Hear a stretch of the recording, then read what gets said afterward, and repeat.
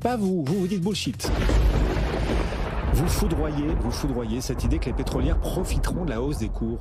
En tout cas, pas du tout dans les mêmes proportions et c'est pas étonnant quelque part de voir de temps en temps des mouvements qui sont pas aussi corrélés qu'on ne l'espère et que beaucoup l'espèrent en voyant les cours du pétrole s'envoler. Et en fait, malheureusement, une fois n'est pas coutume, on l'a vu, envoler des cours du pétrole et puis finalement, nos valeurs pétrolières, elles n'ont pas fait une si bonne performance que ça sur les marchés cotés. C'est vrai, la semaine dernière, notamment, Total Energy n'a pas fait grand-chose. Leur chiffre d'affaires va quand même augmenter avec la hausse des cours du pétrole. Alors, le chiffre d'affaires va augmenter si les cours du pétrole montent de manière durable et restent à des niveaux élevés assez longtemps. Parce qu'en fait, ça ne monte pas. Pourquoi ? Parce que quand on regarde les futurs sur pétrole, pas le futur à court terme, le cours spot, mais le futur à 1 an, 2 ans, 3 ans, ceux-là, ils n'ont pas bougé. Ceux-là, ils nous montrent qu'ils pensent que la guerre ne va pas non plus durer trop longtemps. Et ce sont des indicateurs fiables, avancés de l'évolution potentielle des valeurs pétrolières. Donc clairement, pour le moment, tant qu'on ne voit pas les futurs à long terme, à moyen terme et à long terme bouger, il n'y a pas de raison pour que les cours de valeur du pétrole montent de manière exponentielle ou en tout cas de manière très favorable. Alors Aymeric, pour un investisseur, comment lui il peut se positionner pour profiter de cette hausse des cours pétroliers ? Alors plutôt que les valeurs pétrolières, à la limite, il vaut presque mieux aller chercher les ETF par exemple, qui sont une méthode pour être plus aligné quelque part avec les cours du pétrole. Attention quand même, il faut être conscient des risques sur les ETF. C'est pas forcément un long fleuve tranquille. Il y a des risques. De temps en temps, quand il y a beaucoup de volatilité des marchés, les sociétés d'EDF refusent de vous coter, de vous donner des prix. Donc ça peut être un peu gênant. Et puis écarter les cours entre l'offre et la demande. Donc là aussi, ça peut aussi avoir quelques répercussions sur les cours d'achat. Mais ça fait partie des outils qui sont le plus directionnels par rapport à l'évolution du cours du pétrole. Autrement, il y a aussi les valeurs parapétrolières qui souvent ont une réactivité un petit peu supérieure par rapport aux majors pétrolières. Oui. Et puis on verra. Morel et Prom, c'est pas mal en bourse depuis quelques jours. Là, exactement, ça peut avoir par exemple plus d'impact. Ouais. Et puis eux, ils sont présents au Venezuela en plus, donc ça aide. Ouais. Exactement. Et puis il y a aussi une différence souvent aussi Europe-US. On voit que les valeurs américaines sont beaucoup plus corrélées par rapport aux valeurs européennes. Donc c'est historique, c'est toujours un peu toujours les mêmes histoires.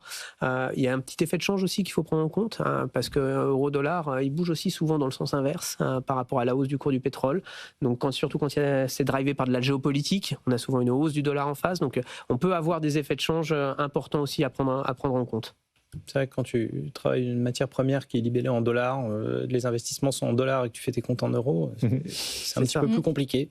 Et puis il y a aussi, il ne faut pas oublier, les prix des matières premières va augmenter, le coût d'extraction va aussi augmenter, donc la marge finalement pour les pétrolières, c'est pas infini non plus. C'est-à-dire que si les prix d'extraction augmentent, la marge aussi, elle va suivre dans les mêmes proportions. Donc attention aux fausses bonnes idées encore là-dessus. Donc alors, aujourd'hui, on achète ou pas ? C'est la grande question, mais oui. Aujourd'hui, après la hausse qu'on a eue des cours du pétrole et la stagnation finalement des valeurs, faut bien se rappeler que par exemple une valeur comme Total, elle avait déjà eu un parcours assez bon depuis le début de l'année. Les valeurs pétrolières s'étaient déjà bien appréciées avant le conflit, avaient peut-être déjà un petit peu anticipé également. Mais pourquoi on achète encore un tout petit peu de pétrole ? Parce qu'il y a eu un beau rendement. Ça, c'est vraiment quelque chose qu'il faut. C'est un secteur qui distribue beaucoup de dividendes. Donc oui, on aime bien en avoir dans les portefeuilles. Les conflits, c'est souvent court terme. J'ai tendance à dire tant mieux. Et au final, ça se résout. Les sociétés sont assez agiles pour gérer les évolutions parce qu'elles sont très internationales, les sociétés pétrolières. Donc, quand elles ont des problématiques de production, par exemple, Total est très présent dans sa production sur la zone, on va dire Golfe au sens large. Elle sait aussi réallouer des ressources sur d'autres zones s'il faut. Donc plutôt repondérer. Par contre, on ne va pas se surpondérer sur les valeurs pétrolières. Ça, c'est un secteur aujourd'hui dont il faut avoir conscience des limites, conscience également que c'est pas un secteur forcément d'avenir. Alors en Europe, on a l'histoire de ESG, ok, on les met quand même un petit peu de côté actuellement depuis quelques années, et depuis Trump particulièrement, mais il y a quand même tous les sujets d'efficience énergétique qui sont très présents, et des réductions des énergies fossiles qui sont quand même des sujets important un peu partout dans le monde. Donc c'est pour ça qu'on ne surpondère quand même pas le pétrole dans les comptes. Hier, Bertrand Lamiel était avec nous pour Pense en Parle. Lui nous disait, quitte à investir dans une pétrolière, on aime bien, nous disait-il, Equinor. On est sur une pétrolière présente en mer du Nord, bien loin du Moyen-Orient. Là, pour le tout à fait, en Norvège, donc un tout petit peu à l'écart de toutes ces zones de conflit. Et à la limite, il vaut mieux s'écarter un tout petit peu quand conflit égale volatilité. Alors que tout le monde regarde le pétrole, les cours du jus d'orange viennent de bondir de 10% en une semaine.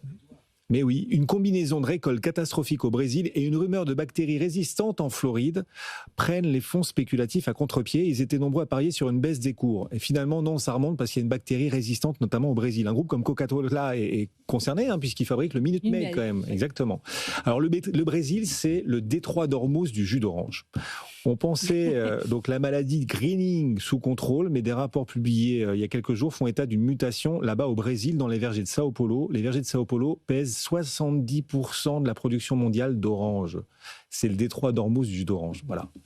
Et les cours qui gagnent 10% en une semaine à cause de cette bactérie là-bas dans les vergers de Sao Paulo. C'est fou, hein ? C'est fou, mais je pense que le pétrole a plus d'impact sur l'économie brésilienne que le jus d'orange. Là, je reste persuadé. Et le Brésil, qui est pourtant très bien orienté, et qui est une des zones plutôt assez favorables pour les investisseurs encore cette année. Hier, Romain Dobré nous disait Petrobras, graphiquement, c'est intéressant. Tout à fait. Le Brésil, bonne zone géographique.